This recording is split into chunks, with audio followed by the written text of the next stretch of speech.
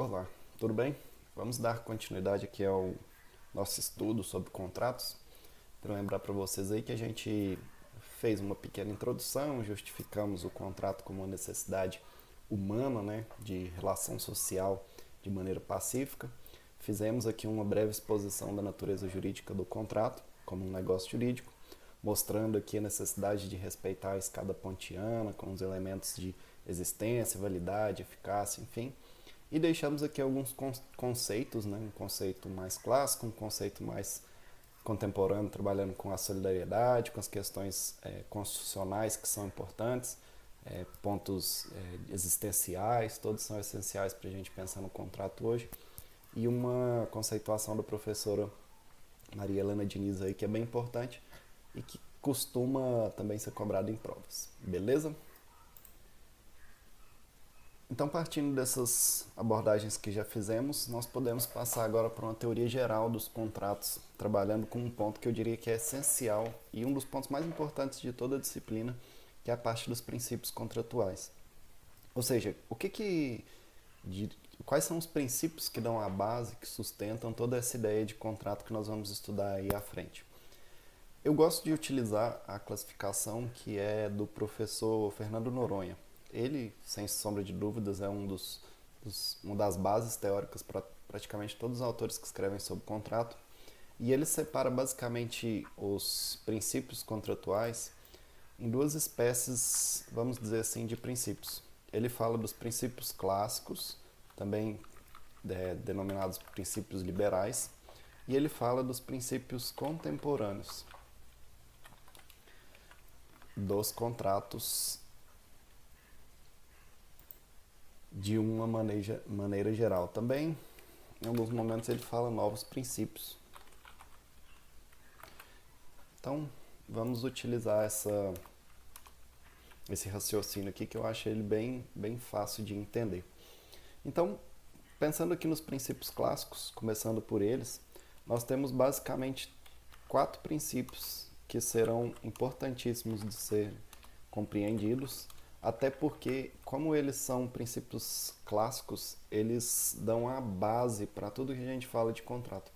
Por mais que alguns desses princípios aqui já tenham, de certa forma, sido relativizados ou até mesmo superados, eles são importantes para a gente pensar de onde nós partimos e para onde nós iremos. Então, nós temos aqui basicamente 4 princípios. É o princípio da autonomia da vontade, ou autonomia das vontades, que é um dos mais importantes, sem sombra de dúvidas, é um dos principais. Nós temos o princípio da força obrigatória dos contratos. Temos o princípio do consensualismo e temos o princípio consensualismo e temos o princípio da relatividade contratual. Então, basicamente, nós temos esses 4 princípios que são os chamados princípios clássicos, que vão dar aí a base para podermos falar numa teoria geral dos contratos. O primeiro princípio, que eu diria que é um dos mais importantes para toda a compreensão do contrato, é o chamado princípio da autonomia das vontades. Por que ele é um dos mais importantes? E eu já vou abrir um espaço aqui para a gente poder focar nele. Porque a gente precisa lembrar que a vontade é o elemento propulsor do domínio do ser humano. Então, só para lembrar aqui, quando a gente fala em vontade, ele é o grande eu diria, motor do que a gente fala em condutas humanas ou mesmo a vida humana em si. Até lembrando aqui que quando a gente vai dividir fatos naturais dos atos jurídicos ou atos humanos, o que vai diferenciar esses dois tipos de fatos aqui são basicamente a vontade humana. Aqui, onde são os atos humanos, atos jurídicos no sentido amplo, né? Você tem os lícitos e ilícitos, tem o negócio jurídico, o ato, fato, enfim. Todo esse raciocínio por baixo desse esquema aqui, ele depende da vontade. Diferentemente do fato natural, ele decorre da própria natureza. A vontade aqui, ela não tem um efeito, ela não tem participação naquele evento. Já nos atos humanos, nós temos a vontade como grande elemento diferenciador aqui das consequências jurídicas. Então, sem sombra de dúvidas, quando a gente fala em autonomia das vontades, a gente quer dizer primeiro que a vontade ela é o elemento propulsor aqui do domínio do ser humano. É a vontade que vai justificar os atos do ser humano. E aí, quando a gente fala em autonomia, é basicamente você dizer que a pessoa, por si só, ela determina as próprias normas, né? Autonomia. A pessoa, por si só, ela determina as regras daquela sua vontade. Então, para dizer que o negócio jurídico aqui, o contrato, ele, na verdade, ele vem por meio da vontade manifestar um valor constitucional, inclusive muito importante, que é a própria liberdade. Então, quando a gente fala em autonomia das vontades, a gente está falando o seguinte: as partes, quando elas vão celebrar um contrato, elas podem celebrar o contrato se quiserem, com quem quiserem, onde quiserem, da forma que quiserem, porque a vontade delas é autônoma, ela não tem nenhuma vinculação, ela não depende em regra de nenhum tipo de amarra, nenhum tipo de limite. Essa é a ideia por trás da autonomia das vontades. E aqui a gente poderia dizer o seguinte: a gente poderia dizer que o contrato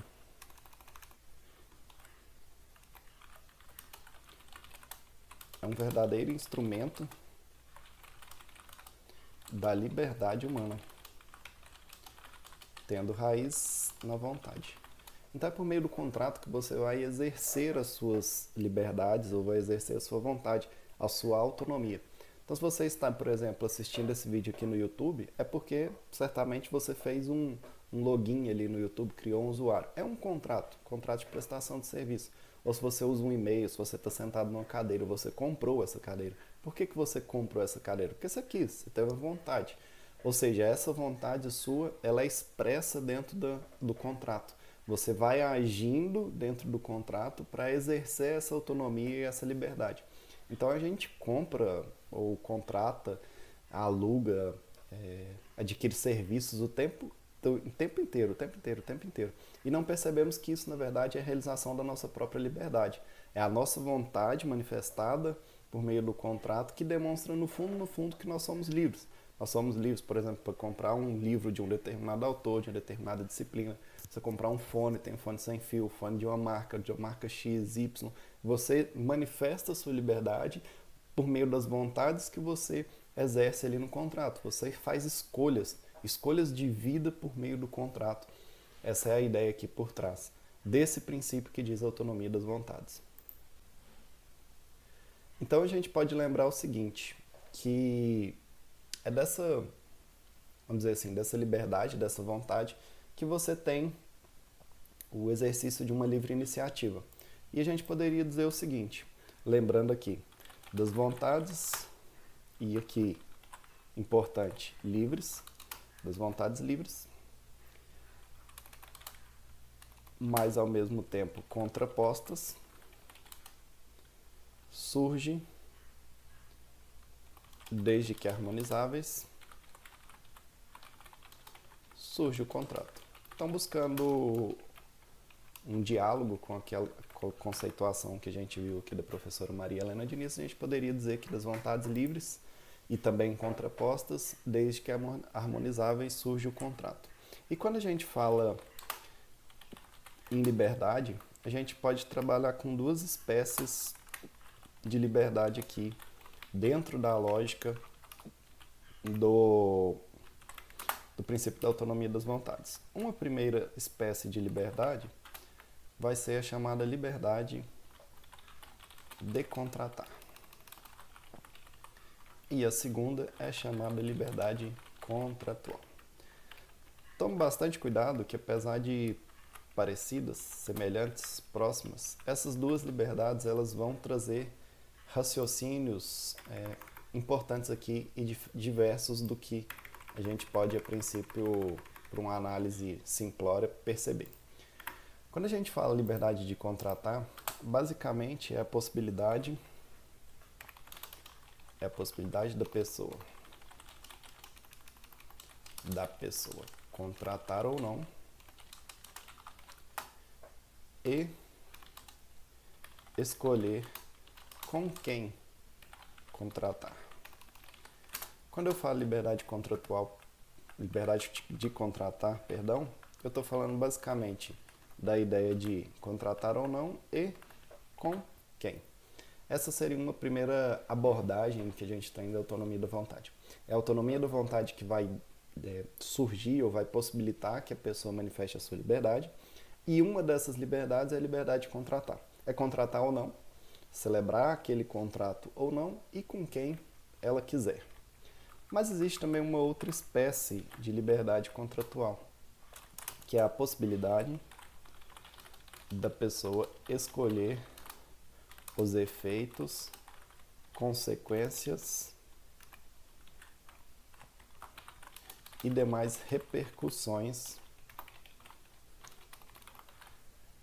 relativas ao contrato. Então, basicamente, aqui é a pessoa escolher o objeto do contrato, questão de prazos, questão de juros, questão de multa, efeitos dos mais diversos. Então, a gente vai pensar aqui de escolher a parte, vamos pensar assim, efeitos, consequências e demais repercussões relativas ao contrato. São questões substanciais, aquilo que está dentro da substância do contrato. Então, se existe uma liberdade de contratar ou não com quem quiser, como pessoa ou com outra, com empresa ou com outra, existe também a liberdade contratual, que é a possibilidade das pessoas escolherem o que terá naquele contrato. Qual será o prazo, qual será a forma de pagamento, se terá juros, multa, quais as consequências, se esse contrato ele também será... ele também obrigará os sucessores, enfim, você tem uma porção de efeitos, de consequências, de repercussões que a relação contratual pode criar, pode gerar, e todas essas repercussões elas podem ser previstas, elas podem ser negociadas de acordo com a vontade das partes. É isso que a liberdade contratual ela vai defender, ok? Então, em resumo, nós temos aqui, dentro dos princípios contratuais, a primeira classificação que são os princípios clássicos. E aí esses princípios clássicos, eles começam com o princípio da autonomia das vontades, como nós falamos aqui, que basicamente vai descrever que a vontade ela é, dentro da relação contratual, autônoma. É a vontade das partes que vai dar a base, vai justificar toda a relação contratual. E é essa vontade que vai manifestar e vai também fundamentar o exercício da nossa liberdade. Não só a liberdade de contratar, eu contrato ou não com quem eu quiser, mas também a liberdade contratual. Eu contrato o que eu quiser, da forma que eu quiser, para pagar da forma que for convencionado ali, se tiver punição ou não. Será tudo previsto no contrato de acordo com a minha liberdade, de acordo com a minha vontade e do sujeito que é meu parceiro contratual. Beleza. Aí, a partir do momento que existe um contrato, ou seja, as vontades autônomas elas celebraram o acordo, você passa a ter um outro princípio que é o chamado princípio da força obrigatória. Pode aparecer também como intangibilidade. Basicamente, o que esse princípio vai defender? Vai defender uma ideia que é representada com a seguinte expressão: o contrato faz lei entre as partes. No latim, pacta sunt servanda. Vocês certamente vão ouvir ou vão encarar isso de forma recorrente aí quando estiver estudando, mesmo quando estiver fazendo provas, avaliações. A ideia aqui por trás é a seguinte: de nada valeria o contrato, ou seja, o acordo que expressa as vontades, se não fosse obrigatório. Então vamos pensar o seguinte: quando a gente fala em obrigatoriedade, nós estamos falando de segurança jurídica. Por que você entrega um produto, por exemplo, numa compra e venda, e às vezes até sem receber o valor integral do contrato, você parcela lá em 12 vezes? Por que você faz isso? Porque você sabe que se a parte não cumprir a obrigação dela, aquele contrato gera uma obrigatoriedade a ponto de você poder questionar na justiça aquele valor que não lhe foi pago. Então, se o contrato não fosse obrigatório, se você não tivesse que cumprir aquilo que você acordou, aquilo que você assinou, aquilo que você manifestou de forma expressa e inequívoca que queria ou que tinha intenção, de nada valeria esse acordo, né? Até uma expressão que o professor Eupídio Dominizetti, ele diz, que é vamos dizer assim, uma expressão antiga, né, dos antigos, ele dizia o seguinte: os bois se prendem pelos chifres e os homens se prendem pela palavra. Então a ideia aqui era basicamente o seguinte: quando você celebra um contrato, você deixou-lhe a sua palavra, você manifestou a sua liberdade, a sua vontade naquela relação negocial ali, e aquela vontade ela tem que ser cumprida, até como uma forma de, até uma questão ética, né, questão de rigidez da sua palavra, ou mesmo de princípios mesmo, né? E aqui por trás de toda essa ideia principiológica que a gente vai trazer é dizer que a partir do momento que existe um contrato, em regra esse contrato precisa ser cumprido. Ele é como se fosse uma lei entre aquelas partes ali que celebraram ele. É obrigatório, ele é intangível. Não tem como você discutir depois de celebrar esse contrato se tem a vontade ou não daquele contrato ser obrigatório ou não. A partir do momento que você aceitou, né, ninguém mandou você, por exemplo, assinar o contrato, a expressão fala, ninguém mandou você assinar o contrato. A partir do momento que você assinou, você é obrigado a cumpri-lo. Isso vem com uma ideia de segurança jurídica. A necessidade de garantir que aqueles negócios, aqueles acordos que eram celebrados, eles seriam obrigatórios e ambas as partes poderiam solicitar aí que uma ou outra parte cumpra suas obrigações ali. Ok? Aí nós temos esse princípio da força obrigatória muito importante, e ele, para alguns autores, inclusive, ele decorreria também da autonomia das vontades, porque a partir do momento que você manifestou sua vontade, você é obrigado a cumpri-la, né? Até porque foi esse o acordo, você faz a sua parte, a outra parte faz a parte dela. Então, a ideia aí da obrigatoriedade é para ter uma noção de segurança jurídica naquilo que foi acordado. Aí nós pulamos para o próximo princípio, que é o princípio do consensualismo, e ele é bem simples. Basicamente ele diz o seguinte: para a celebração de contrato, em regra, basta o consenso entre as partes. O que seria esse consenso? Vamos pensar no seguinte: o consenso aqui é basicamente o acordo. A parte A quis, a parte B quis também. Basta que as duas tenham um consenso, um acordo ali entre as vontades a princípio contrapostas, que você já vai ter aí uma relação contratual. O que a gente pode extrair desse princípio do consensualismo que é importante para nós? A gente pode extrair primeiro que, em regra, não existe uma forma obrigatória para celebrar, vamos colocar necessária para não confundir. Não existe uma forma necessária para a celebração do contrato. A regra é a forma é livre, conforme está lá no artigo 107 do Código Civil. Como assim, professor? Em regra, não existe uma forma necessária para a celebração do contrato. O contrato pode ser celebrado, em regra, de qualquer forma. Pode ser celebrado de maneira verbal, por vídeo, por clique no mouse, pode ser por escrito. Você tem inúmeras formas de celebrar contratos. A regra é que você pode celebrar da forma que quiser. Inclusive, isso aqui faz sempre eu destacar o seguinte: tomar bastante cuidado a diferença entre contrato e instrumento contratual. Porque o instrumento contratual nada mais é do que a forma com que o contrato foi celebrado. E geralmente nós estamos acostumados que essa forma seja escrita. Então é muito comum a pessoa falar assim: ah, mas eu não tenho contrato, né? Até uma vez uma aluna me disse o seguinte: professor, minha mãe tem uma kitnet lá, uma casinha, e ela alugou para uma pessoa, mas ela não fez o contrato, né? E eu brinquei, falei assim: mas não foi um aluguel? O aluguel é o contrato.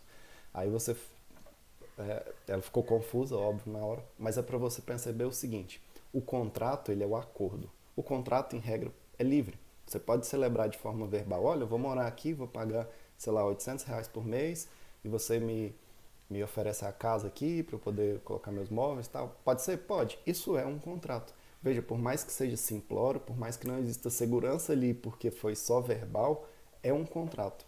É diferente de você falar no instrumento contratual, que é aquela folha, tem várias cláusulas, assina, às vezes tem uma testemunha, duas. Então, tomar cuidado para diferenciar contrato de instrumento contratual. Contrato não é necessariamente aquela folha que a gente costuma ler, na verdade não ler, né? Passar todas as páginas e assinar a última. Isso é um instrumento contratual. É a forma com que aquele contrato foi celebrado. O contrato, em regra, ele é celebrado de forma livre. Inclusive, a gente, na maioria das vezes, celebra o contrato de forma verbal. Quando você vai à padaria, compra e venda, verbal. Quando você vai no lanchonete, compra e venda, verbal. Quando você vai no restaurante, abastece o seu carro, vai no supermercado. Então, a gente celebra contratos o tempo inteiro, né? Pega um ônibus, né? Entra no ônibus, tá um contrato ali de transporte. A gente celebra contratos o tempo inteiro. E a maioria desses contratos são verbais. Hoje em dia, a gente celebra vários contratos na internet, né? Como que é? Pup, clica lá, aceito todos os termos, pup, já era. Põe o número do seu cartão de crédito lá e foi. Então veja que a regra é que a forma é livre. Você pode celebrar o contrato da forma que quiser, por meio do instrumento que quiser. Isso significa que contrato não é aquela folha que você não lê e assina a última página. Aquilo é um instrumento contratual por meio do qual as partes formalizaram um acordo, que é efetivamente o contrato. Então, quando a gente fala do princípio do consensualismo, significa dizer que você não precisa de uma forma específica para celebrar um contrato em regra. Basta que tenha um acordo, basta que exista um consenso, e é esse consenso que vai gerar o contrato. Então, vou mostrar para vocês aqui. Vejam que o artigo 107 ele está nos falando. Ele está dizendo o seguinte: a validade da declaração de vontade não dependerá de forma especial, senão quando a lei expressamente a exigir. Então, qual que é a ideia aqui? A ideia é que, em regra, a declaração de vontade por meio da qual você celebra o contrato, a forma com que você manifesta ali a sua intenção de contratar, ela não depende de nenhum tipo de forma especial. Você pode celebrar da forma que quiser.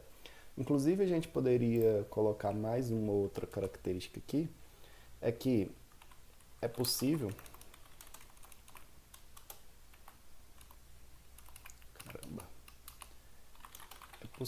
a celebração de contrato atípico.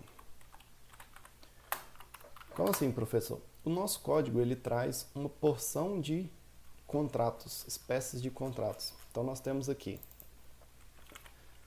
os contratos começando no artigo 421, que vai falar aqui da liberdade contratual, função social e tal.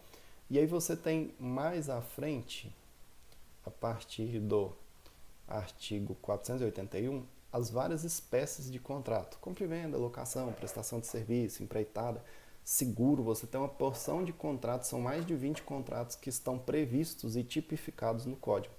Mas o que eu estava falando para vocês ali, dentro da ideia do consensualismo, é a seguinte, que a gente extrai do artigo 425 aqui. Ó. É lícito às partes estipular contratos atípicos. É o que está no artigo 425, que eu vou destacá-lo aqui para vocês. Como assim? É possível que as partes celebrem um contrato novo, que não esteja dentro dos contratos listados dentro do Código Civil, tipificados dentro do Código Civil. Eu posso inventar um contrato, como foi assim, por exemplo, com o contrato de franquia. Foi inventado. Ou vamos pensar aí o contrato de leasing financeiro. Um contrato que as partes inventaram. E depois foi ganhando força com o costume econômico ali. Então, quando a gente fala em consensualismo, para dizer para vocês o seguinte, basta que tenha o consenso, o acordo de vontades, em regra, para você celebrar um contrato. Isso significa que esse contrato não depende de uma forma especial e esse contrato não depende de estar dentro dos tipos de contrato expressos no Código Civil. Você pode inventar um novo tipo de contrato, não tem problema, desde que exista o acordo das vontades ali, o consenso. Beleza? E a gente vai para o último princípio, que é denominado como princípio clássico, e é um princípio relativamente simples de se compreender, é que, em regra, os efeitos do contrato só atingem as partes que os celebraram. Então, é uma ideia aqui de efeitos que a gente vai denominar de interpartes. Somente aquele sujeito que está na relação contratual pode ser atingido por algo que ali foi decidido. não tem como você pensar em um efeito que vai para uma pessoa que nem tem nenhuma relação com aquele contrato ali. Essa é uma regra que nós temos aqui dentro dos princípios clássicos, né? Os efeitos do contrato só atingem as partes ali, e nós vamos ver que hoje já não é mais bem assim. Esse princípio aqui foi um princípio fortemente relativizado. Nós veremos à frente o porquê e qual a razão disso. Então, em resumo, nós temos a teoria geral dos contratos, que traz os princípios clássicos, os princípios contratuais, perdão. De acordo com Fernando Noronha, alguns princípios são clássicos, de base liberal, e quando a gente fala de base liberal aqui, tem forte influência do Código Francês de 1804, que é o denominado Código Napoleônico, em uma época em que você tinha revoluções liberais ali, a própria Revolução Francesa ocorrendo com uma força imensa na França, e você tem o Código Francês de 1804, que tinha uma intenção de normatizar as relações entre pessoas privadas, de onde o contrato ele ganha grande força. Falamos de 4 princípios. O primeiro da autonomia das vontades, que vai garantir ou vai dar origem aí às próprias liberdades que são manifestadas na relação contratual. Liberdade de contratar ou não com quem quiser. E a liberdade contratual, que é de escolher a pessoa, não só a pessoa e se vai contratar ou não, mas todos os outros, toda a outra substância do contrato. Você é livre para escolher qual é o objeto do contrato, o preço, como pagar, se vai ter juros, se vai ter alguma multa. Todos os outros efeitos do contrato, em regra, eles são ali escolhidos pela vontade das partes, pela liberdade contratual. Vimos que existe o princípio da força obrigatória ou da intangibilidade. Em regra, o contrato ele faz lei entre as partes. Você contratou, você precisa cumprir aquilo que foi contratado. O consensualismo, o princípio do consensualismo, que vai dizer que não existe uma forma especial, uma limitação para o contrato. O contrato ele é manifestação de liberdade. Então basta o acordo, basta que as vontades elas estejam ali harmonizáveis para você pensar num contrato. Inclusive a possibilidade de, no Brasil, celebrar contratos que estejam fora do rol dos contratos tipificados no Código Civil. Posso inventar, desde que minha parte esteja de acordo, outro tipo de contrato. E, por último aqui, a relatividade, dizendo que os efeitos desse contrato celebrado entre as partes só atingem elas. Não é possível você expandir esse efeito para quem não participou da relação contratual. Então, em resumo, é isso. Princípios clássicos, alguns apontamentos mais importantes foram feitos. Na próxima aula, nós partimos para os princípios contemporâneos ou novos princípios, conforme o professor Fernando Noronha aponta. Ok? Valeu!